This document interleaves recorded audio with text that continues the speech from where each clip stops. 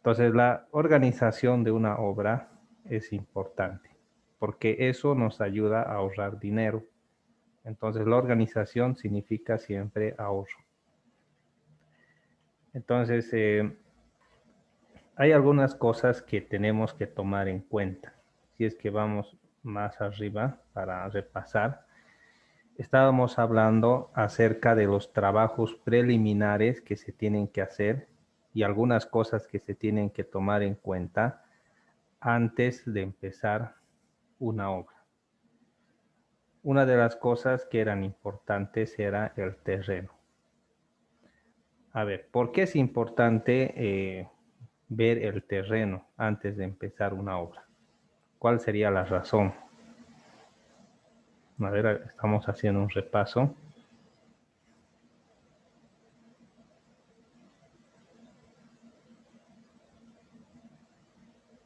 A ver, jóvenes, son más de 30 ustedes. Alguien debe tener alguna idea. Para determinar el tipo de fundación Sería que se puede importante. usar. El cálculo de fundación, sí. No.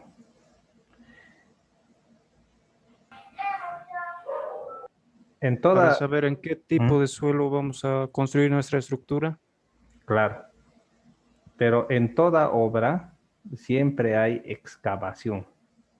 Siempre va a haber movimiento de tierra, sea que estén construyendo un edificio, un muro de contención, hasta un enmayado, ¿ya? Un enmayado necesita cavar para colocar los cimientos, ¿no?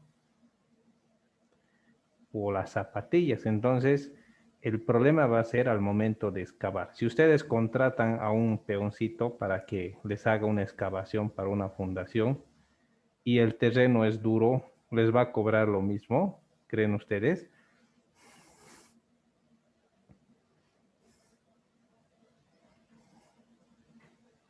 No, Inge, No, pues lo va a dejar. Va a decir, no, no me conviene trabajar aquí, no, déjatelo, me voy. No, no me conviene por ese precio y les va a cobrar lo mismo. Entonces, es importante saber el terreno para ver a dónde nos estamos metiendo, qué tipo de excavación vamos a realizar. El estudio topográfico también es importante. ¿Mm? ¿Por qué es importante el estudio topográfico?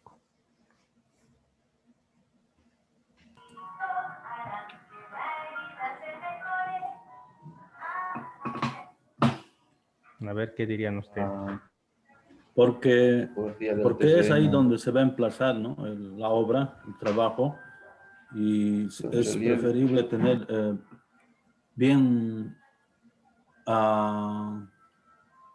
o bien levantado, bien modelado el terreno para calcular cualquier ítem, ¿no? Como movimiento de piezas.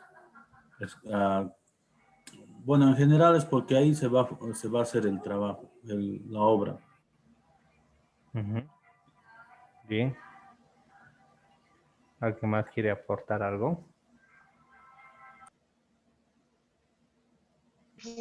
Tal vez para ver Inge, que hay a veces que el terreno es inclinado para ver, ¿no? Ve qué lado se va a rellenar, qué tanto, qué lado se va a hacer un corte de terreno, digamos. Podría ser. Ujú. Ahora, si pensamos en grande, necesitamos ubicar campamentos, depósitos. Si estamos haciendo una obra que es una canalización, un canal de riego que es kilómetros, por decir, 4, 5 kilómetros, entonces tenemos que ubicar los depósitos de materiales y los campamentos en lugares que sean accesibles. Y para eso tenemos que tener una visión general del terreno.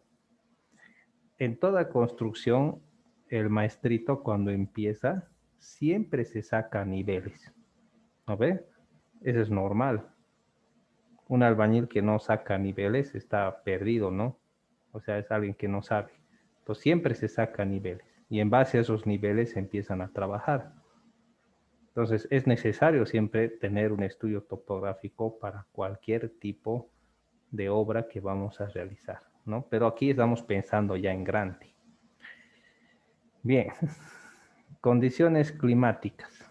¿Por qué es importante tomar en cuenta las condiciones climáticas?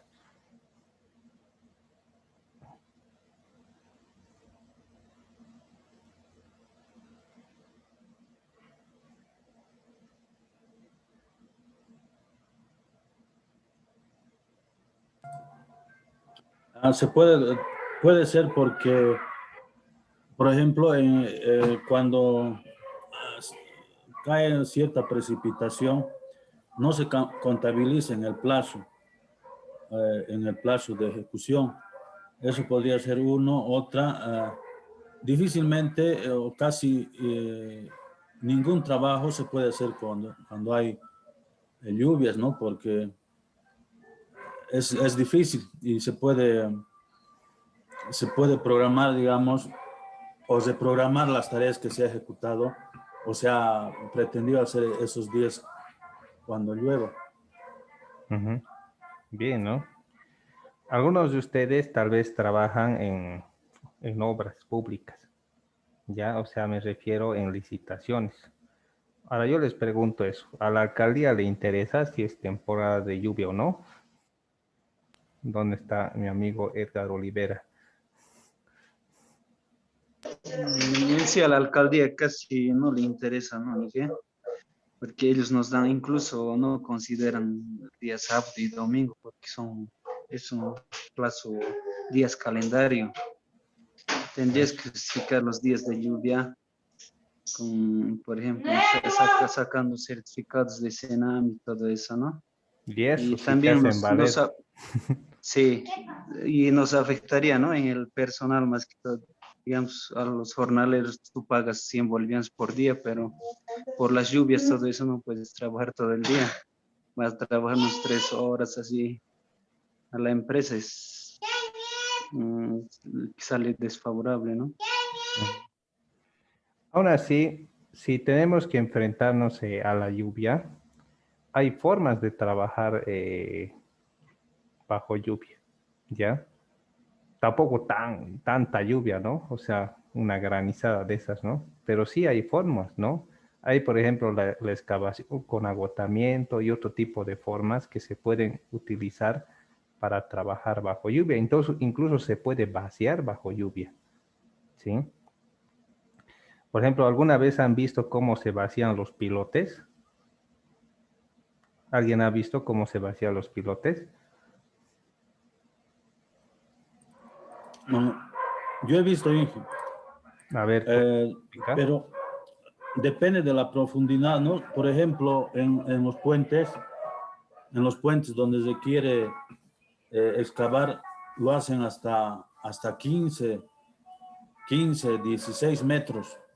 Y ese tipo, no sé si acá se utiliza, yo he visto que lo hacen con tubulones.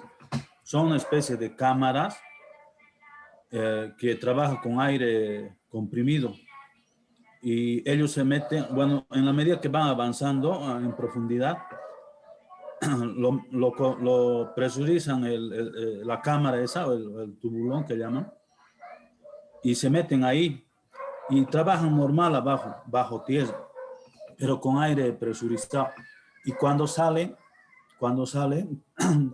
tienen que despresurizarle también porque es malo para la salud. Eso he visto en los puentes. Sí. Ya. Jóvenes, ¿alguien ha visto cómo se vacían pilotes? Y yo he visto que se vacía con una máquina y que es como tipo tubo y mediante eso creo que ingresan lo que es el hormigón, ¿no? Y empieza a vaciarse. Y a medida que salen del tubo, entonces empieza a vaciarse con el fierro más, creo. Y es lo que he visto. Ya, yo les voy a explicar cómo se vacía pilotes, ¿ya? Evidentemente, esos métodos están bien, jóvenes, pero son caros, ¿sí? Es costoso eso. Pero la forma más práctica y fácil de vaciar pilotes, en primer lugar, hay la máquina esa que perfora pozos, que tiene su barrena que está dando vueltas y está perforando. Entonces, a medida que perfora, va sacando material. Pero esa barrenadora funciona con agua, ya no perfora en seco, sino que tiene que saturar y mojar, o sea, en un estado líquido prácticamente el suelo y empieza a barrenar, ¿sí? La perforadora. Entonces, a medida que barrena, sale el lodo por arriba, ¿ya? Porque tiene una forma, la barrena es en forma de espiral y va saliendo el lodo y se tiene una bomba de lodo, que generalmente se construye en base a un motor de auto, y esa bomba de lodos va bombeando el lodo y botándolo hacia afuera. Y la barrena va perforando, se va introduciendo agua, también se puede introducir bentonita, pero va siguiendo barrenando, barrenando y barrenando hasta alcanzar la profundidad que se requiere. Entonces, una vez que se termina de perforar, se hace girar a la inversa y se saca la barrena y la máquina sigue bombeando el lodo hasta que sale, ¿sí?, la barrena. Pero el hueco del pilote está completamente lleno de agua. Se ha tratado de sacar todo el lodo que se ha podido, pero sigue todavía un poco de lodo, pero también agua, ¿sí? Entonces, ¿qué es lo que se hace una vez que ya está preparado el armazón del pilote, que se tiene que hacer antes, ¿no?, de que termine de perforar, se termine de embarrenar? Con la misma máquina de la perforadora, se levanta el pilote, con cuerdas se domina y se lo introduce todo el armazón del sunche, ¿no?, el pilote sunchado al barro. Y inmediatamente viene el camión mixer, o si no las mezcladoras, por lo menos 2 mezcladoras o una mezcladora grande, y se prepara hormigón que sea espeso, y ese mismo hormigón va entrando al hueco que tiene agua. Entonces, como el hormigón tiene mayor densidad, es mucho más denso, y eso hay que controlar bien la dosificación, no aguado, sino denso, viscoso. El mismo hormigón va empujando el agua y el barro. Pero hay que evitar de que el hormigón, el barro se entre entre hormigón, ¿no? Eso se llama contaminar. Sino que hay que procurar de que el hormigón entre completo y no entre barro. Y el mismo hormigón va desplazando el barro y la máquina de lodos va siguiendo sacando el barro y el lodo y el agua. Entonces llega un punto hasta donde se alcanza la altura del pilote, se quita la cabeza que está con lodo y prácticamente queda todo hormigón, jóvenes. Entonces, esa es la forma tradicional de vaciar pilotes. Entonces, son métodos que se utilizan cuando las condiciones no son buenas. ¿Ya? Ese es un ejemplo, tomando en cuenta que si se puede vaciar pilotes cuando está todo lleno de agua, también se podría vaciar cuando está lloviendo regularmente. No muy fuerte, ¿no?, sino algo aceptable. Se puede vaciar, se tapa y después cuando empiece a fraguar, y recién se puede, bueno, antes de que empiece a fraguar, se puede todavía poner en obra, ¿no? Muchas veces se vacía el pavimento rígido cuando hay agua, ¿no?, cuando hay lluvia. Entonces, como les había dicho anteriormente, a la alcaldía no le interesa, ¿no?, si es temporada de lluvia o no, sino que tenemos que tomar en cuenta las condiciones climáticas y empezar a trabajar, ¿no?, tomando en cuenta la situación. Habíamos hablado de que podría ser clima extremo como el frío o como el calor. Entonces ahí tenemos el uso de aditivos. Y si es muy frío, hasta alguna vez he escuchado que algunos hasta han calentado la grava porque era demasiado frío, ¿no?, el ambiente. Entonces son opciones que se pueden tomar tomando en cuenta las condiciones climáticas. Bien, obtención del personal. La mitad de los trabajadores tienen que ser de la zona. ¿Por qué razón? ¿Se acuerdan? ¿Cuál era la razón?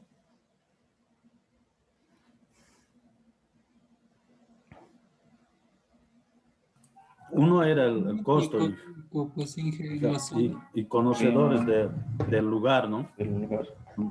Soportan más el clima, todo eso. Pero hay otra razón más que yo he visto, Inge. Ni siquiera ya la empresa decide en ciertos lugares, ciertos proyectos grandes, alejados de la ciudad, donde hay campamento, ni siquiera ya la empresa decide. si no se organizan ahí en la comunidad, en el lugar, en el pueblo, y ya les obligan a la empresa a que gente que son mano de obra generalmente no calificada, que trabajen ahí. Esa es otra razón. Claro, eso se llama el DESCOM, el desarrollo comunitario, ¿no? Donde las obras dan empleo. Ustedes han debido ver en los carteles que aparece costo del proyecto, número de beneficiarios, beneficiarios directos, indirectos, ahí sus cifras, ¿no?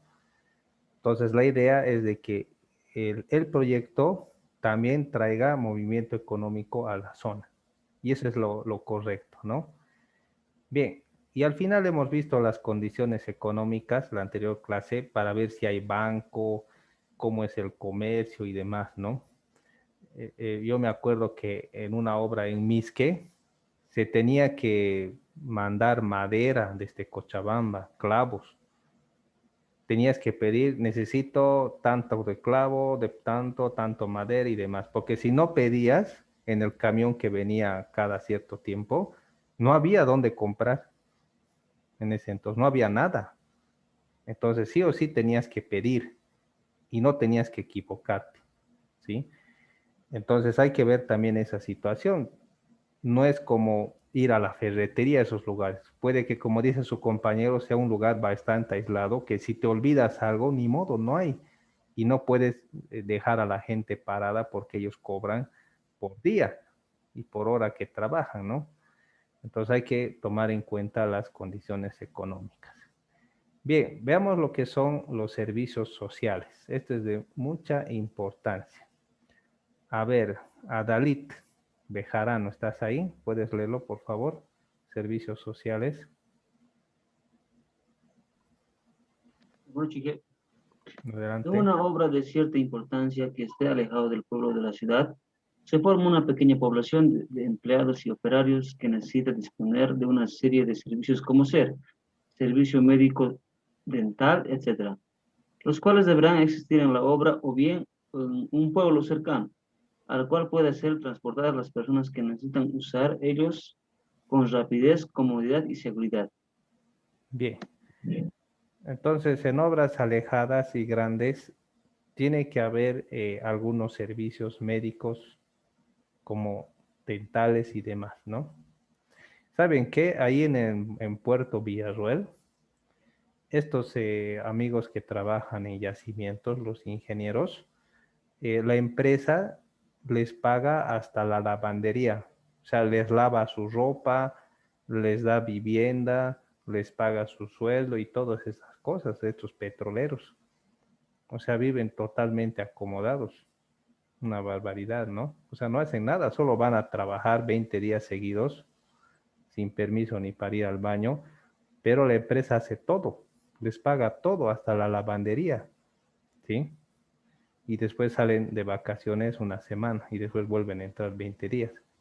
Entonces, así trabajan ahí los petroleros, ¿no? Entonces ya hay empresas también más grandes que probablemente hagan algo similar, ¿sí? Bien, relaciones públicas, ¿no? Entonces, esto es importante, ¿no? Y les voy a decir por qué. A ver, ¿estás ahí, Franz?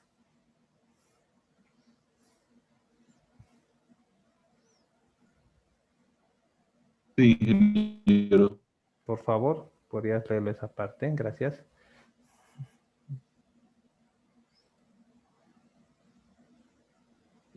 Ok, ingeniero. El mantener desde el comienzo un espíritu de cooperación con las instituciones estatales y privadas no solo es indispensable para una razonable convivencia para la obra y el de hacer las adquisiciones de detalle en el comercio local y usar en lo posible la mano de talleres de la.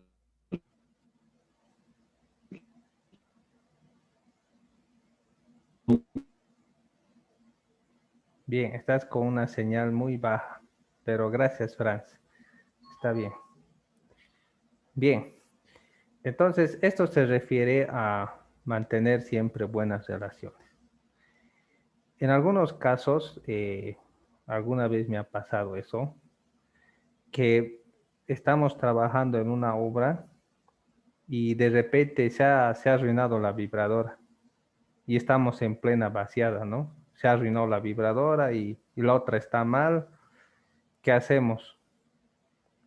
Entonces tienes que ir a prestarte, ¿no? Conoces a otro contratista cerca o ves a alguien que está trabajando también y si tienes cierta relación, te puedes hacer favores. Alguna vez me acuerdo que hemos prestado una motoniveladora para hacer un trabajo pequeño a alguien que necesitaba, porque alquilar una motoniveladora para 1 hora es imposible. Mínimo te alquilan 6 horas la motoniveladora, no te alquilan por menos. Y te cobran el transporte ida y el transporte vuelta y las 6 horas más solo por 1 hora de trabajo. Entonces ya te prestamos la moto y ha hecho el trabajo en 1 hora y solo nos ha pagado la hora y listo, ¿no? El hombre contento. ¿Y qué ha pasado? En otra oportunidad necesitábamos ayuda y él ha alquilado una vibrocompactadora y le hemos dicho, ¿será que nos puedes ceder 1 hora de compactadora? Sí, sí. Entonces ha compactado 1 hora, se lo ha pagado lo que corresponde y listo. Entonces es bueno tener ese espíritu de cooperación. Y muchas veces cuando construyes y tienes un supervisor, no siempre las cosas salen como tú quieres. A veces lo pelas en la mezcla, lo arruinas en algo y demás. Los que han trabajado en obras conocen esto. No siempre sale bien, pero si tienes una buena relación con el supervisor o con los de la alcaldía o con los que te han contratado, entonces hay cosas que se pueden subsanar internamente a fin de poder solucionar cualquier problema. Pero si te enojas y eres así desde el principio, entonces ellos se molestan y también son así contigo. Y eso es malo. Si tienes buena relación con los talleres, con gente que conoces, también te ayudan.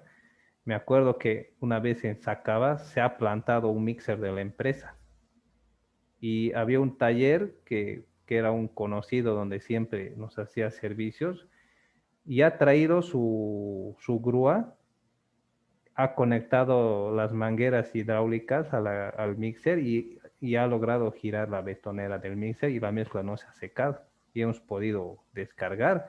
Pero si no hubiera sido la ayuda de ese hombre, se hubiera secado dentro de la betonera el hormigón y a picar, ¿no? Y ese es un gran problema, ¿no? Entonces hay gente que te puede ayudar, ¿no? Y siempre es bueno mantener las buenas relaciones públicas, ¿sí? Pero si vives enojado y no ayudas, tampoco te ayudan, ¿no? Eso es importante, ¿no? Bien. Ahora, veamos esto que es importante. A ver. Vamos a pedir que Ariel Claros, por favor, puedes leerlo esto, el inciso A más. Presente. Adelante, por favor. La visita al lugar de la obra facilitará y ayudará a la obtención de puntos de aprovechamiento de materiales, etcétera, de los cuales ya se hizo un estudio preliminar. Los datos más importantes son los siguientes. Inciso A. Se tiene que ver la existencia de materiales para la construcción de la obra, de los cuales se conveniente recoger muestras de estos, como ser los áridos y piedras, para comprobar mediante análisis de laboratorio si la calidad de estos materiales responden a las exigencias en la obra. Puede darse el caso que los yacimientos de canteras y áridos no sean suficientes. Por lo tanto, se debe ubicar otros bancos de préstamo. Bien. Esto es fundamental, jóvenes. Entonces, cuando uno va a empezar una obra, necesariamente tiene que ver si va a poder conseguir las cosas que necesita. Me acuerdo que el gerente de una obra, bueno, el gerente de una empresa, siempre que íbamos a un lugar alejado, primero preguntaba, ¿no? Hacíamos pavimento rígido, ¿de dónde voy a conseguir agua? Iba a hablar con el encargado del estadio, ¿no? De Aikile, y ahí había fuente de agua y sí, podemos usar esta agua hacia los negocios, muy bien. Después me preguntaba, ¿podemos usar la arena del río de Aikile? Entonces hemos ido a sacar muestras. No, tiene mucha challa. ¿Dónde conseguimos arena y material? Puente Arce. Allá, de ahí hicimos traer con contrato de Puente Arce. ¿Quién nos va a vender cemento? ¿Es más barato traer de Sucre o de Cochabamba? Entonces, todas esas cosas él pensaba antes de iniciar una obra, ¿sí? Y eso es importante, ¿no? Porque una vez que estás ahí parado, ya tienes que tener bien claro lo que vas a hacer y cómo te vas a mover. Hay ferreterías, hay personal, qué tipo de equipo pesado puedo conseguir en la obra, o necesito alquilar y hacerlo traer desde Cochabamba. También es caro. Un viaje desde Aikile, Cochabamba, ida nomás, te puede costar más de 2.000 bolivianos traer un tractor. Y la vuelta otros 2.000, o sea, 4.000 bolivianos solo pagando los pasajes del tractor. Y eso tú lo pagas. Y aparte te cobran el alquiler. Entonces, todos esos detalles se tienen que sopesar, ¿no? Para ver si hay materiales, dónde voy a conseguir y cómo voy a poder subsanar si es que no hay. Entonces, es importante visitar la obra, no solamente para ver lo que vamos a hacer, sino empezar a analizar todas estas cosas. Bien, veamos el punto B. A ver, Michael, por favor.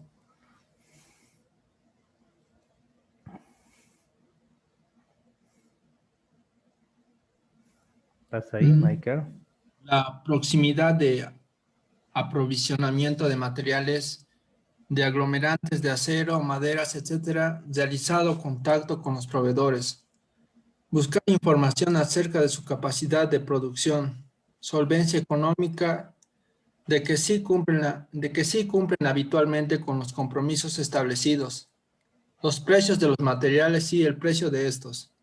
Bien, es importante hacer tratos. Por ejemplo, si vamos a construir un alcantarillado, necesitamos una gran cantidad de tubos. Y ustedes, los que trabajan en la construcción, tal vez saben que siempre se trabaja al crédito. Es muy poca gente que trabaja al contado, ¿sí? Siempre trabajas al crédito. Por lo menos para arrancar una obra, por lo menos tienes que tener el 30% del costo de la obra en efectivo. Y el resto es a crédito. Entonces, una vez que va avanzando la obra, vas cobrando planillas y con eso vas amortizando los créditos que tienes. Pero siempre trabajas a crédito. O sea, le dices, ya bien, quiero tantos tubos, haremos un contrato, te voy a dar dinero en efectivo, pero no es todo. Y de acuerdo a lo que vayamos avanzando, te voy pagando de acuerdo a este contrato, ¿no? Si se va a construir pavimento rígido, se hace contratos con el cemento. Ahora el cemento, pero te venden al contado, ¿no? Pero si tienes a un bonachón de esos que tiene ferretería y te puede dar a crédito, sería una maravilla, ¿no? Pero tienes que empezar a planificar, ¿no? Se hace contratos con bolqueteros para que traigan material. En fin, cualquier cosa que haga falta, porque muchas veces se trabaja a crédito, ¿ya? Entonces hay que verificar si vamos a poder tener el material a disposición. Bien, el inciso C. A ver, César Tapia, por favor. La existencia o no de mano de obra calificada en un lugar, en el caso de que no exista dicha mano de obra, será necesario la búsqueda de otros que lugares, pueblos, si es en caso de proveer sus traslados y preparar el suficiente alojamiento dentro de la misma obra. Por otra parte, que se tiene que tener el conocimiento del nivel del salario en las localidades. Esto para tomar en cuenta en la adquisición de mano de obra no calificada, que es mucho más sencillo de conseguir en cualquier localidad. Bien, gracias, César. Entonces, la mano de obra calificada es esencial. Por lo general, las empresas que hacen alcantarillado, hacen canales, pavimento rígido, agua potable y demás, tienen su personal clave. Es decir, por ejemplo, en el caso del alcantarillado, tiene un entubador, ¿sí? Que pueden ser 4 personas que sean claves en la empresa, ¿no? Que ya sepan trabajar. Y la empresa los agarra, ¿no? Les paga bien y los mantiene. Entonces van a una localidad, van esas 4 personas que son claves y se contrata gente del lugar, porque cuando tú contratas gente del lugar, viene alguien del lugar y dice, ¿y tú qué eres? ¿Eres maestro, contramaestro? Yo soy maestro. Todos son maestros, porque quieren ganar, ¿no? Todos son maestros. Pero el asunto es que aunque ellos digan que son maestros, pero tal vez no saben hacer el trabajo que se está realizando. O sea que necesita haber gente capacitada, que es propia de la empresa, ya su personal, que entrene a estas personas, que dirija el trabajo, ¿ya?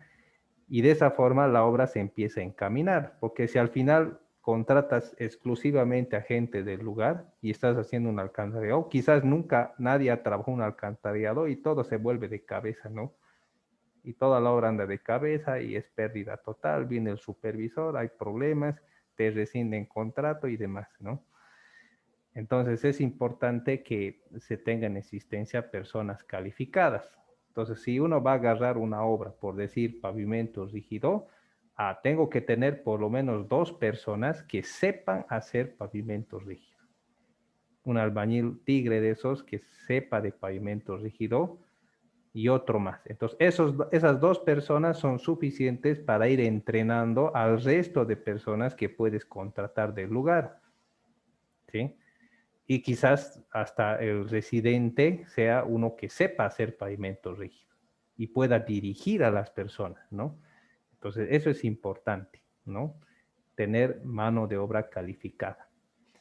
Y si lo tienes, pues tienes que tratar bien a estas personas, ¿sí? Tienen que primero estar bien pagadas, bien atendidas, y porque si no hay estas personas, la obra no avanza. Yo me acuerdo que hace tiempo fuimos a empezar una obra y el gerente citó, en su camioneta fuimos, a las 6 de la mañana a los trabajadores. Yo llegué poco antes de las 6, 1, 2, y el resto no llegó. Entonces él se molestó y se fue en su camioneta hasta el lugar. Y cuando llegamos al lugar, él recién se dio cuenta de que los albañiles son esenciales para iniciar una obra. Entonces, si no tienes albañiles, no haces nada. ¿Ya? Muchas veces dependes de ellos, ¿sí? Bien, vamos a ir más adelante. Aquí también habla sobre el proceso constructivo y algunas cosas que se tienen que tomar en cuenta, ¿no? Esto vale la pena leerlo. A ver, vamos a pedir que ahora Eduardo Chaca, por favor. Bueno, Inge, en la realización de la obra se debe analizar el proceso constructivo a seguir, según la programación de la obra, de dónde se obtienen los volúmenes de materiales en que se van a mover y los medios para hacerlo.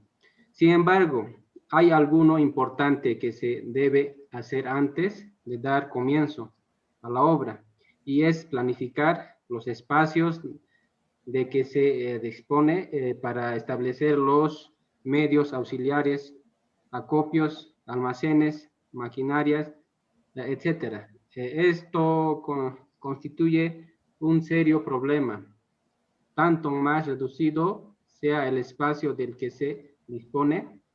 La importancia de la solución que hay que dar en este problema es puramente económica. En la actualidad se da mayor importancia a la compra de materiales prefabricados. Un ejemplo claro es en el caso de los hormigones prefabricados. Bien, ¿no? Entonces, hay que planificar la creación de espacios donde se guardan materiales, donde se pueden conseguir y demás. Porque muchas veces me acuerdo de una empresa que estaba haciendo un alcantarillado en Araní y ellos fabricaban sus propios tubos de concreto. Se armaron un campamento en el río, una empresa, y ellos se fabricaban sus propios tubos. Y ellos mismos proveían tubos, ¿no? Otra empresa fabricaba sus propios pedazos de cordones para sus propias obras, ¿no? Entonces lo hacían en un lugar y cuando agarraban un pavimento simplemente trasladaban los cordones o hacían tratos internos con los vecinos y les vendían cordones. Entonces hacían ese tipo de trabajo, ¿no? O sea, planificaban bien a fin de poder ganar más y ahorrar tiempo. Entonces, para eso es importante planificar, ¿no? Planificar los espacios, las cosas que uno tiene a disposición, qué va a hacer, cómo va a trabajar la maquinaria y adaptarse a las circunstancias.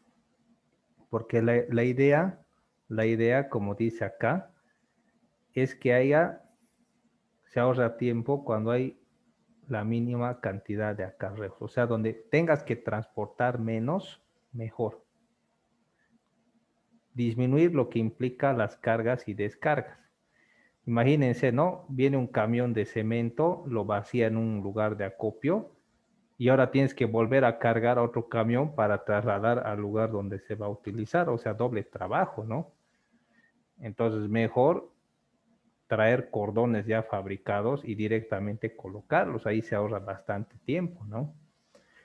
También tiene que haber accesibilidad de los caminos a los depósitos, ¿sí? Entonces, máximo de materiales acabados dentro de la zona batida por la grúa, máxima fluidez en circulación de viales, o sea que prácticamente todo tiene que ser conectado y práctico, ¿sí? Entonces, mientras ahorras tiempo, es ganancia. Mientras más tiempo te dura una obra, es más gasto, porque por día pagas al personal. Bien. Bien, pasemos ahora a otra etapa, el desarrollo del plan de instalación de la obra. Entonces, ¿qué cosas se hacen cuando ya estás para empezar la obra? Primero tienes que preparar el terreno. Muchas veces se hacen demoliciones y también se hace limpieza, ¿sí? A veces cuando, por ejemplo, si vas a vaciar un pavimento rígido sobre empedrado, no puedes vaciar directamente sobre el empedrado. Tienes que trabajar primero con el empedrado. Hay que sacar todos los pastos, hay que barrer, limpiar el empedrado, sopletear incluso y arreglar algunas cositas que están mal, porque puede haber una batea en cierto lugar y arreglar eso para que no entre mucha mezcla. Hay que preparar el terreno, hay que limpiar bien bonito, barrer, dejarlo bien escuadreado y recién cuando está bien limpio se puede recién vaciar el pavimento, pero no puedes vaciar directamente. Necesitas limpiar. Y a veces hay cordones que están mal caídos o hay pedazos, ¿no?, de concreto que están ahí, hay que demoler, hay que sacar, ¿sí? Para que todo quede bien. Entonces hay trabajos que se tienen que hacer antes de empezar. En el caso de un alcantarillado, a veces para hacer el replanteo topográfico tienes que machetear algunas ramas y demás cosas para poder replantear, o incluso para que el mismo tractor se pueda acomodar y empiece con la excavación. Entonces es importante preparar el terreno antes de empezar una obra. También es importante la señalización.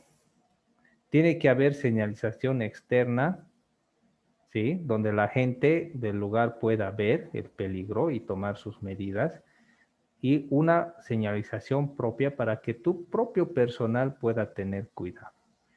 Porque si ocurre un accidente, o sea, una persona se accidenta, un tercero, o sea, alguien que no pertenece a la obra, ni trabaja en la alcaldía, ni nada, pero si es un comunario, se accidenta en tu obra, ¿qué es lo que va a pasar?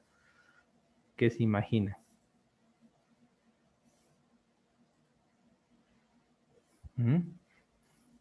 Paro de trabajadores, Inge. Gastos médicos. Claro, tú eres directamente responsable.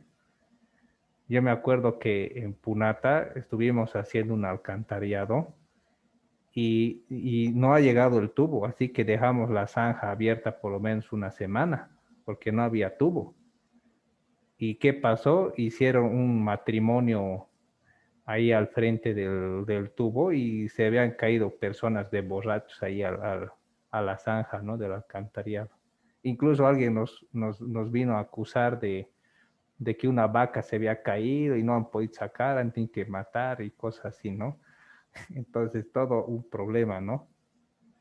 Y había otro caballero que tenía un chalet de esos terribles, un hombre adinerado que habían compactado mal la zanja, había llovido y su auto se había plantado y al dar vueltas había cortado el neumático las piedras, se había rayado su aro de su auto de lujo y vino a hacer problemas, ¿no? Ustedes me tienen que pagar el neumático, mi aro, ¿no? Y era gente que era problemática, ¿no? Un tipo de esos problemáticos. Entonces, todo eso pasa porque no se pone señalización correcta, ¿ya? Entonces, lo correcto en esa obra de Punata era poner una cinta, ¿no?, en la parte expuesta, donde la gente vea claramente de qué está encintado y si pasa es su problema. Y poner letreros donde dice peligro o tramo cerrado o desvío y demás, como para que los autos también puedan desviarse, porque no falta algún borrachín de esos que no ve bien, acelera y se mete allá adentro y después hay problemas legales, ¿no? Entonces es importante que esté todo esto señalizado y correctamente colocado como para que todos sean visibles y sean advertidos del peligro, ¿sí? Bien, locales de personal, vestuarios, comedores, sanitarios, dormitorios. Sea una obra grande o pequeña en un lugar un poco alejado, esto es necesario, jóvenes. La gente tiene que tener un lugar donde cambiarse, bañarse, ¿no? Tiene un lugar donde dormir, comer, ¿no? Porque necesariamente tu personal clave que va a ayudar a sacar adelante de la obra tiene que estar bien atendida, ¿no? Porque cuando no los atiendes bien y les das condiciones infrahumanas, la gente se va, se molesta, ¿no? O al final te hacen daño, te roban o se vengan de esa forma. Entonces es importante también dar las condiciones que sean correctas, ¿no? Y no tacañarse en cuanto a eso. También tiene que haber oficinas, ¿sí? Bueno, un despacho, una oficina auxiliar, a veces hay un bolquetero o alguien que se porta mal, ahí el encargado dice, ya, vamos a la oficina a hablar, ¿no? O digamos, viene un proveedor y hace una importante descarga de material Y ahora arreglaremos, ya iremos a la oficina y vamos a hacer números y vamos a arreglar. O hay una visita de obra y se tiene que firmar o llenar el libro de órdenes. Entonces no vas a decir a un albañil, a ver, ponete de espaldas, voy a poner ahí el libro y voy a escribir en tus espaldas. No, pues el libro se llena en una oficina, hay que sentarse y empezar a llenar. Esa es la forma correcta, ¿sí? Y tal vez se requiere hacer algunos cálculos, ¿ya? Necesito hacer algunos cálculos porque hay una obra preliminar que se tiene que hacer, que no estaba contemplada, pero se tiene que hacer, y necesito hacer cálculos estructurales, y necesito un lugar donde sentarme y empezar a escribir, ¿no? No es lo mismo que pasar clases virtuales echado en la cama y demás. No, ahí tengo que empezar a sentarme y empezar a escribir, tener una computadora quizás para calcular y imprimir resultados, ¿no? Hacer un informe o un cálculo impreso. Entonces es necesario tener una oficina, ¿sí? Donde esté todo eso. Bien, luego son importantes los almacenes. Las herramientas son esenciales. Cuando hay un desorden y un desastre, todo se pierde. ¿Sí? Se pierde y se tiene que comprar, se pierde, se compra, porque se ha olvidado la pala ya, se ha olvidado el asadón, se ha olvidado esto. Y al final, si no se enseña a los trabajadores a ser responsables con sus herramientas, ellos mismos lo hacen perder, porque no les interesa, ¿no? Y la gente del lugar a veces se los recoge, ¿no? Entonces hay que decirles, mira, tú te estoy asignando martillo, alicate o pala, picota, asadón. Tienes que sacas en el día, entregas en el día, ¿no? Entonces no entregas, pagas. Ahora, si lo has roto, tráelo. Lo he roto, aquí está, listo. Se ha roto, ni modo, hay que comprar otro, pero aquí está roto. Entonces lo mismo con el material, ¿no? Los fierros tienen que estar bien acomodados en un lugar, las bolsas de cemento bien acomodadas, contadas, porque yo he visto varias veces que los albañiles, cuando hay días de fiesta y cosas así, a veces sacan cemento y lo venden. Y a quienes lo venden, a los mismos comunarios, a un precio reducido, ¿no? Y se lo llevan. Y después nadie sabe nada, nadie ha visto nada.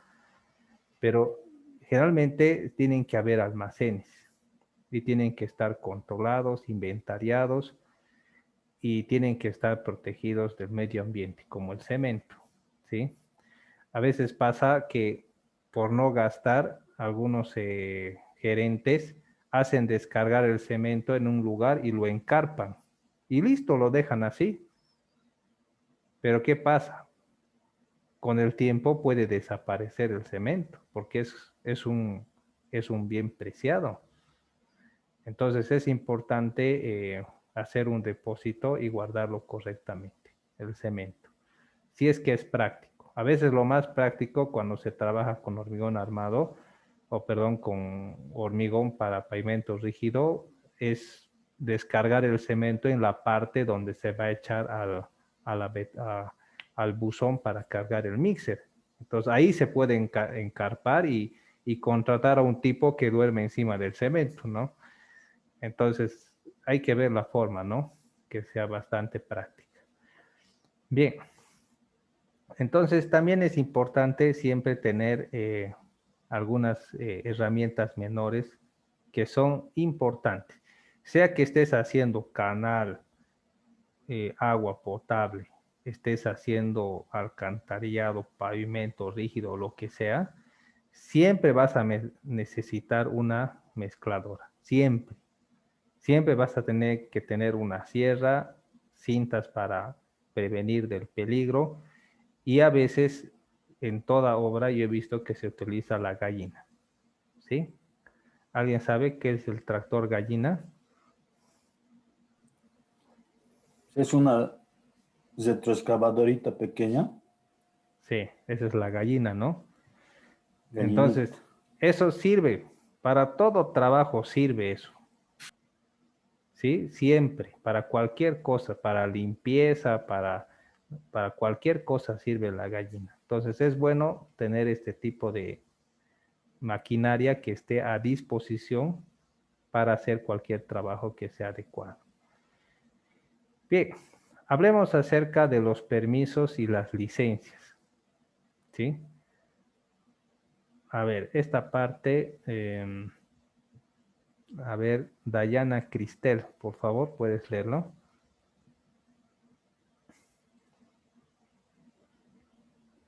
Está bien, ingeniero. Las obras de edificación son todas aquellas construcciones destinadas a la habitación o vivienda del hombre, para sus usos directos del mismo, como teatros, escuelas, oficinas, etc. Los edificios podrán ser públicos o privados según su destino, sea colectivo o particular. Antes de dar comienzo a la construcción de un edificio, hay que cumplir una serie de trámites encaminados a legalizar su futuro funcionamiento. Principalmente se debe velar no solo en el buen uso del terreno, sino también se debe vigilar el que los edificios y terrenos particulares permitan la convivencia armónica entre los ciudadanos. Bien, entonces esto es importante porque hay que ver si hay los permisos legales, ¿sí? Muchas veces cuando se hacen obras por licitaciones públicas, la alcaldía está encargada de eso. Pero puede ser, jóvenes, que quizás la comunidad no está de acuerdo ya con la obra. Me acuerdo que en Punata construimos un puente, pero como no alcanzaba el dinero y el puente tenía que ser más largo, decidimos hacerlo más delgado, o sea, hacerlo de un ancho de vía de 4 metros y con eso alcanzaba el largo, porque al principio era un ancho de 6 metros, pero no alcanzaba el largo, así que lo reducimos y los comunarios no estaban de acuerdo y se plantaron y no estuvieron de acuerdo que se construya la obra. Entonces es otra situación también que se tiene que tomar en cuenta. Porque si no tienes los permisos o licencias o no tienes la conformidad de la comunidad, entonces genera molestias. Los que trabajan en construcción, en obras públicas, han debido ver que cuando terminas una obra, tienes que firmar el acta de entrega, ¿sí? ¿Quiénes más firman en esa acta de entrega? Aparte del contratista, el residente, los de la alcaldía, ¿quiénes más firman? Los beneficiarios. Los dirigentes de Del lugar. la zona. Los dirigentes. ¿Por qué los dirigentes? Porque son los beneficiarios, ¿no? Porque es una Son forma... como fiscalizadores de la... Es una forma del barrio, legal donde se puede constatar de que los dirigentes y la comunidad está conforme. Así que si hay futuros reclamos o cualquier cosa, entonces hay un papel que dice que los dirigentes que representan a la comunidad han estado de acuerdo y se ha aceptado la obra. Me acuerdo que una empresa vació un pavimento en Guayani, en Sacaba, y todo el pavimento se ha rajado. Eran como casi 500 metros lineales de pavimento y todo se ha rajado. ¿Y qué han dicho los dirigentes? La comunidad no acepta este trabajo y no han firmado el acta. No, pero vamos a poner aditivo, vamos a hacer esto. No aceptamos, no aceptamos y no aceptamos. Pero miren, técnicamente aquí que la CIP ha respaldado que está bien, que esto... No, la comunidad no acepta este trabajo. ¿Y cómo han arreglado? Se han puesto de acuerdo y los dirigentes han obligado a la empresa como compensación de lo mal que han hecho el trabajo, a hacer más largo el pavimento, ya, pero por cuenta de la empresa, ¿no? Entonces así han arreglado, ¿no? El asunto. Entonces, es importante también que haya permisos o todo esté bien establecido, ¿no? A fin de que no haya problemas, ¿sí? También puede haber algunos inconvenientes si es que no se toman precauciones. Por ejemplo, fijarse bien el terreno, porque muchas veces planificación de la alcaldía elabora proyectos, pero por falta de presupuesto, tiempo, dinero o qué será al final experiencia, no se fija en el terreno. Y puede ser de que el terreno no sea el adecuado para construir una obra. Ustedes han debido ver o enterarse del coliseo que se hizo en Colcapirua. Lo han hecho todo bien el coliseo, pero se ha asentado el coliseo. Ha empezado a sufrir grandes asentamientos. ¿Y qué ha pasado? El supervisor se ha escapado y así todo se ha armado un gran problema legal, ¿no? O sea, él no tenía la culpa, ¿no? Pero al final han decidido construir ese coliseo en un terreno que no era apropiado, ¿sí? Y no se han hecho los estudios de suelo correspondientes. Directamente estos proyectos Evo Cumple que había antes te dan el 50% del dinero por adelantado, ¿ya? Y tú tienes que empezar a construir. Y cuando terminas te dan el otro 50%. Pero, ¿de dónde viene el proyecto? Faltando una semana llega la invitación a la alcaldía, hay dinero de Evo Cumple, ya agarran a los supervisores de la alcaldía, miren, hay un proyecto, hagan. Tienen 5 días para presentar un proyecto. ¿Y qué van a hacer? Agarran su tesis o se consiguen una tesis y empiezan a hacer con eso el proyecto y le entregan a la empresa, este es el proyecto con muchas deficiencias. Y la empresa tiene que estar solucionando los errores de planificación que se ha hecho sobre el proyecto. Y muchas veces no se toman en cuenta estos asuntos del terreno o algunas cosas legales y después hay problemas. Todo porque no ha habido una buena planificación, ¿sí? Entonces, son cosas que se tienen que tomar en cuenta, ¿sí? Pero por lo general, cuando uno trabaja para la alcaldía haciendo obras, las obras nunca están bien. O sea, nunca te dan los volúmenes correctos, nunca te dan las condiciones y siempre hay problemas. Eso es el pan de cada día. Ya tienes que acostumbrarte. Siempre va a haber problemas. ¿Qué ha pasado con esto? No han calculado. El arquitecto directamente le ha asumido estas cantidades, ¿no? Y el fierro no corresponde, las medidas del hormigón no corresponden, tienes que volver a calcular, sale más acero, sale más volumen, ¿y quién va a pagar eso? Sí, pero podemos quitarle un poquito de aquí y aumentar acá, o haremos una orden de cambio, pero la orden de cambio no alcanza. Haremos contrato modificatorio, no, pero los concejales no van a querer firmar, así que de una vez tenemos que solucionar como sea, ¿no? Y así, es así, siempre es así. Los que trabajan en obras siempre han visto eso, siempre hay problemas, nunca sale bien, nunca sale a beneficio del contratista, sino siempre sale en contra. Y muchas veces a fin de acelerar y poder cobrar rápido, porque el contratista trabaja a deuda, no trabaja hacia el contado, tiene que a veces hasta poner de su plata a fin de agilizar algunas cosas y cobrar porque hay gente que le está presionando para que le paguen y si tú no lo cumples, ya no te dan más crédito y ahí estás fregado, ¿no? Entonces es todo una presión terrible, ¿no?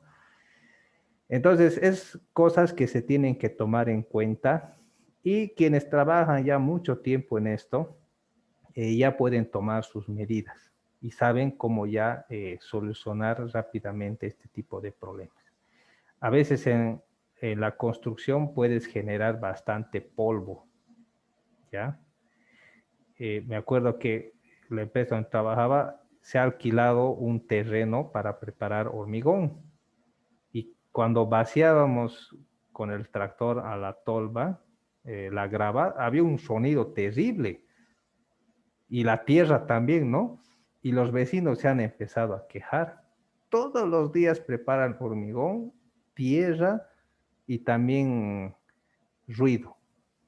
Así que los vecinos se han organizado y han dicho, ya, pues vamos a dejar trabajar, pero a cambio tienen que hacernos este puentecito chiquitito aquí en la zona, para el barrio, beneficio de la comunidad, ¿no?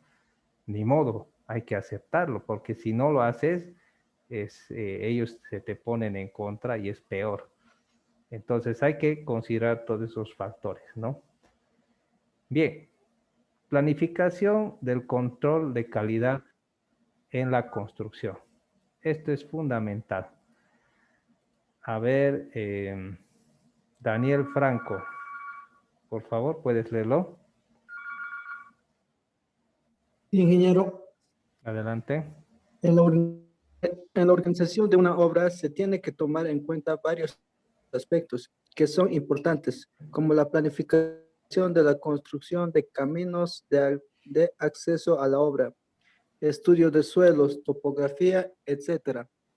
Si bien todos estos aspectos son planificación que se realiza antes de la ejecución de la obra, existen también otros aspectos que también se tienen que planificar, pero que a diferencia de los anteriores, estos se realizarán durante la ejecución misma de la obra y es el control de la calidad en la construcción de la obra.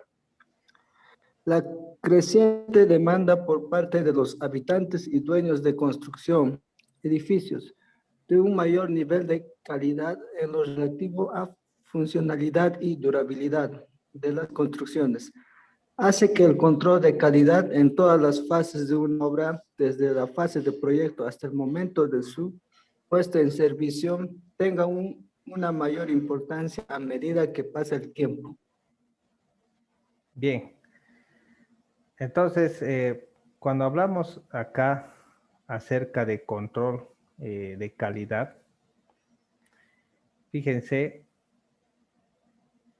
en esta parte, la creciente demanda por parte de los habitantes y dueños de construcciones de un mayor nivel de calidad en lo relativo a funcionalidad y durabilidad de las construcciones, hace que el control de calidad de todas las fases de una obra, desde la fase del proyecto hasta el momento después en servicio, tenga una mayor importancia a medida que pase el tiempo. Ya lo que sucede siempre, jóvenes, es que cuando tú empiezas una obra, sea alcantarillado, sea pavimento rígido, sea agua potable, trabajas en una comunidad. Y de la comunidad misma aparecen ingenieros, aparecen plomeros, aparecen así profesionales que tienen maestría y cosas así. No digo que son personas que forman parte de la empresa, sino son personas que opinan, ¿sí? Y dicen, yo soy ingeniero, yo he trabajado en tubos, yo he trabajado en tal cosa, y este tubo que están colocando no sirve, no es de primera, ¿no? Y eso llega a oídos del dirigente y hay un problema. Si haces un pavimento rígido, dicen, no, el nivel que estás usando está mal, está mal. O sea, hay gente que opina.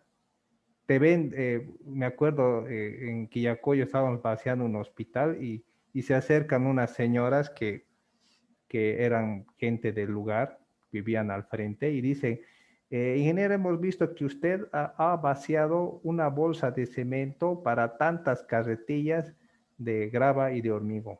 Cuando nosotros hemos trabajado, no hemos puesto tanta grava y arena para una bolsa, hemos usado menos. Esta mezcla está pobre, así, ¿no? De frente, ¿no? Y eso llega a oídos del dirigente y hay problemas. Entonces, trabajas en medio de observadores, gente que te está observando trabajar. Si estás compactando bien, no estás compactando. A veces pasa que utilizas el nivel y no sabes utilizar el nivel o no enseñas a tu personal a usar el nivel y dicen, estos no saben usar el nivel, esta empresa no sirve, ¿no? Ingenieros sarna, albañiles sarna, todos sarnas, dicen, ¿no? Una vez dijo así un señor, ¿no? Entonces, es importante que la calidad también de la obra, la experiencia y demás cosas se pueda reflejar y también tú mismo puedas convencer a las personas de que sí estás trabajando con una buena calidad y un buen nivel, y no lo contrario. ¿De acuerdo? Entonces es bien importante tomar en cuenta este aspecto, que otra gente te está observando y está calificando el trabajo que haces. Y si no haces un buen trabajo, no haces una buena gestión y no los convences, casi seguro es que vas a tener problemas, ¿no? Bien. Entonces es bueno que trabajen como profesionales. Yo me acuerdo que, y eso fue un gran descuido, se rompió la punta de la wincha, ¿ya? Y siempre medíamos con la wincha a partir de 10 centímetros y le restábamos 10, hasta que un vecino del lugar, que era un caballerito fregado, era un dirigente, me acuerdo, ¿cómo van a trabajar así? Una empresa. Vamos a la camioneta. Nos obligó a subirnos a la camioneta, vamos a comprar wincha. Y fuimos a comprar wincha.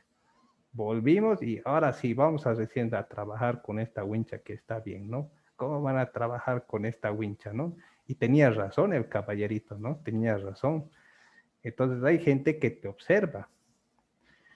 Por eso es importante que empieces a trabajar de forma profesional, ¿no? Tiene que haber un buen control de proyecto. Por ejemplo, si estás trabajando en la construcción de una estructura de hormigón armado, ¿cómo podrías controlar el proyecto? ¿Qué cosas tendrías que controlar? Eso vamos a ver luego. Después se tienen que controlar la calidad de los materiales, ¿ya? Porque la gente también observa. Control de ejecución, control de instalaciones. También estudio de patologías de construcción, porque no siempre las cosas van a salir bien. Tal vez se va a rajar o va a pasar algo y tienes que analizar qué está pasando, cuál es el problema. ¿Es arena muy sucia? ¿Este cemento estaba pasmado o le hemos metido mucho aditivo? ¿Qué ha pasado? ¿Por qué hay este problema? Entonces hay que empezar a ver este asunto, ¿no? Bien, hablemos acerca del control de un proyecto. Esto es importante y veamos por qué. A ver, David Chungara, por favor, ¿puedes leerlo? Está bien. La supervisión de un proyecto por una entidad ajena al autor del mismo es una actividad cada vez más demandada, tanto por las administraciones públicas como por el sector privado, ya que es el método más eficaz para detectar y corregir errores que podrían dar lugar a posteriores deducciones de los niveles de seguridad, a deficiencias relacionadas con la durabilidad o la habitabilidad, a retrasos en el plazo y a desviaciones presupuestarias. Es decir, el control de la calidad del proyecto en sus aspectos académicos o de realización tienen que ser supervisados y fiscalizados por otra institución o persona individual. Esto para asegurar la objetividad del proyecto como tal. Bien. Entonces, ¿cómo se realiza el control de un proyecto? ¿Cuál es el mecanismo?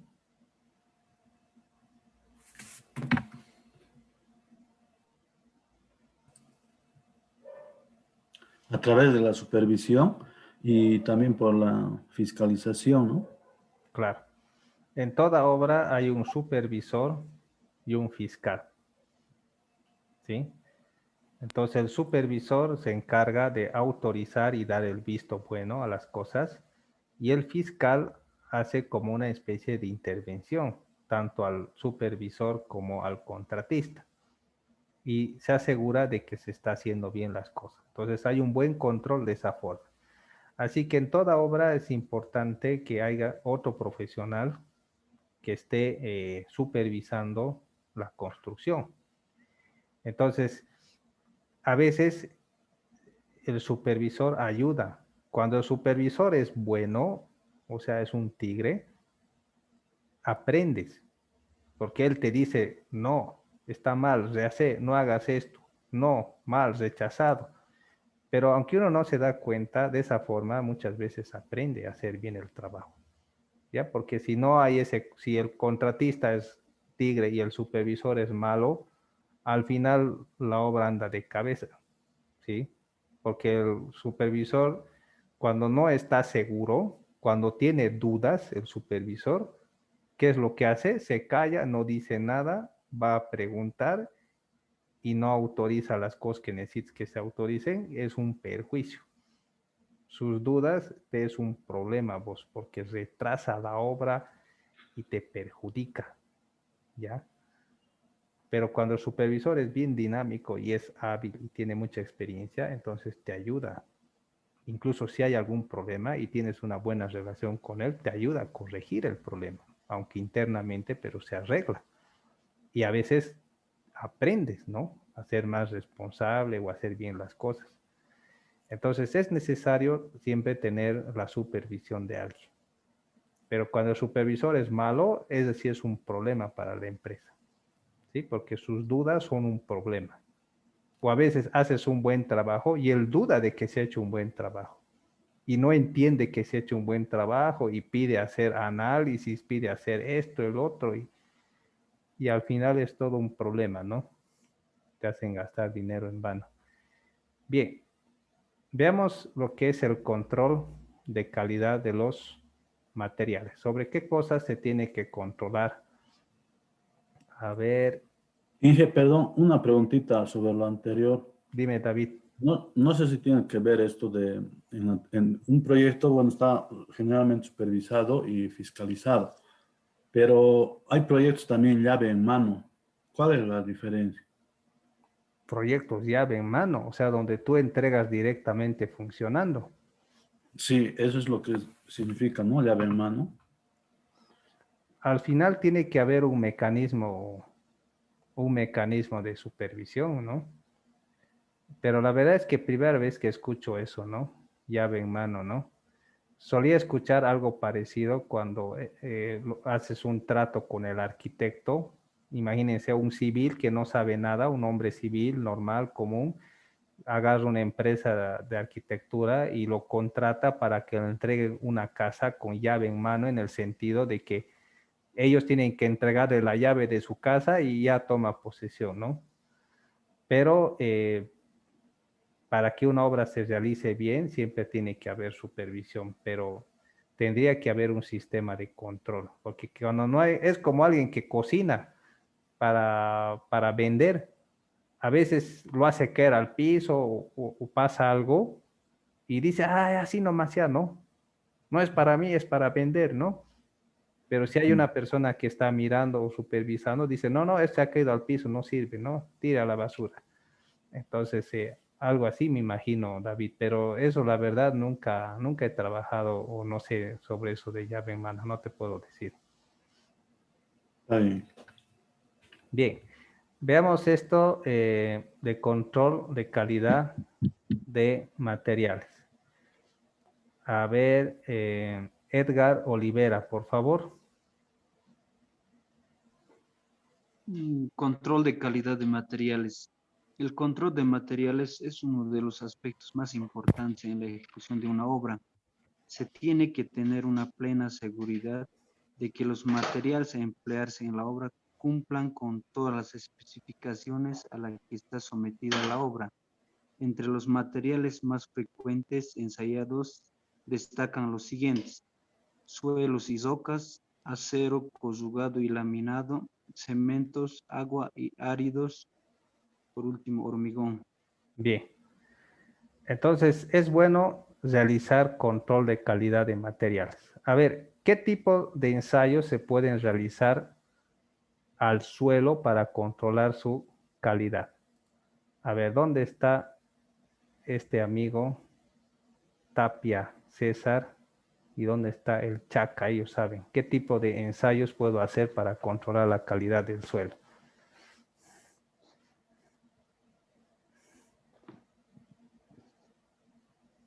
Corte directo, clasificación del suelo, se puede hacer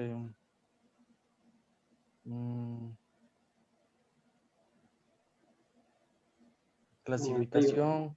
Ensayo SPT también se puede hacer, Inge. ¿Para qué se utiliza el ensayo CBR?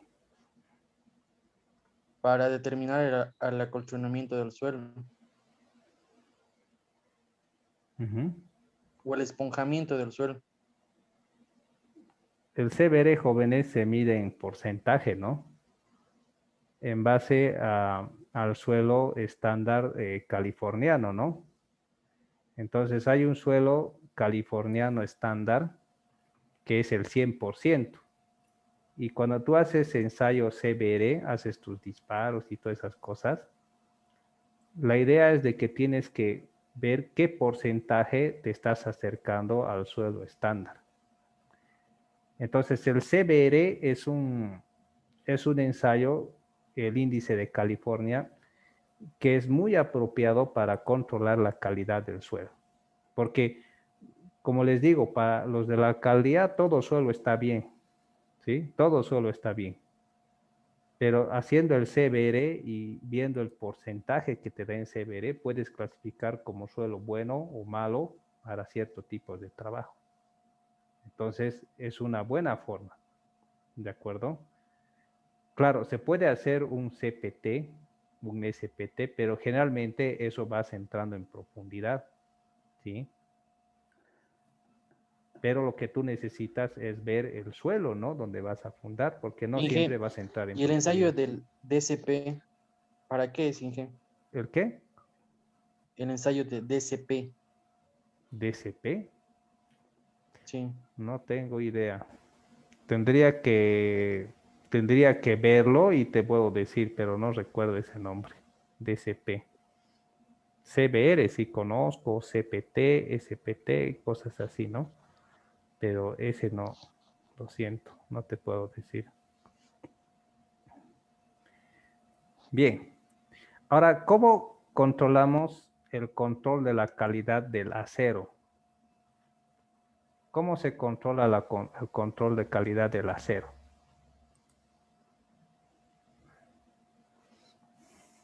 Primero con su certificado de calidad, ¿no? Bien. Eso cuando llega. Y después ya en la ejecución, y cuando está muy expuesto al aire, al ambiente, tiende a corroerse y eso tampoco tiene que evitarse, ¿no? Pero ¿saben qué? Los estudios muestran que el acero corroído agarra más fuerte que el no corroído. Tiene mayor adherencia. Porque ¿cuándo se ha utilizado acero sin corroer en una obra? Jamás, ¿no? Hasta cuando compras de la ferretería ya viene corroído, ¿no? Pero tampoco tan corroído, ¿no? Pero sí, parece que no tiene mucha influencia en la práctica, ¿no?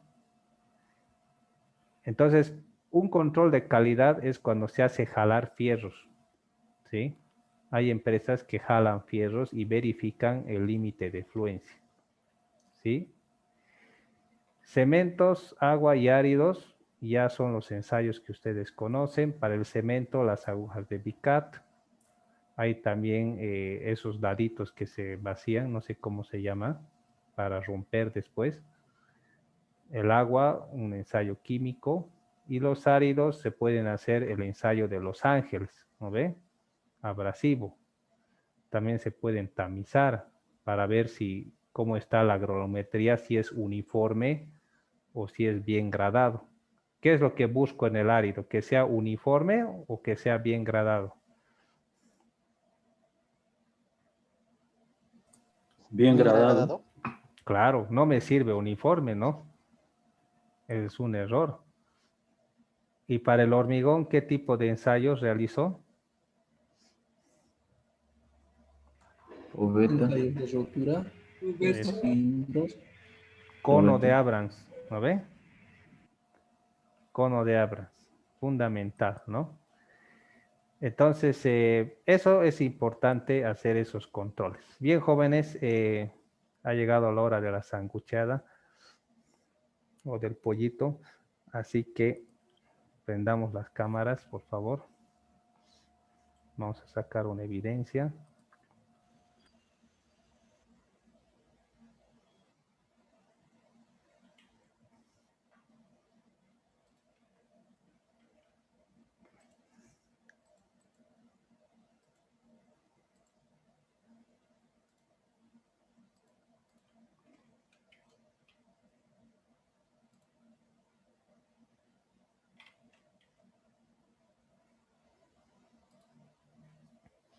Bien, entonces voy a dejar la sesión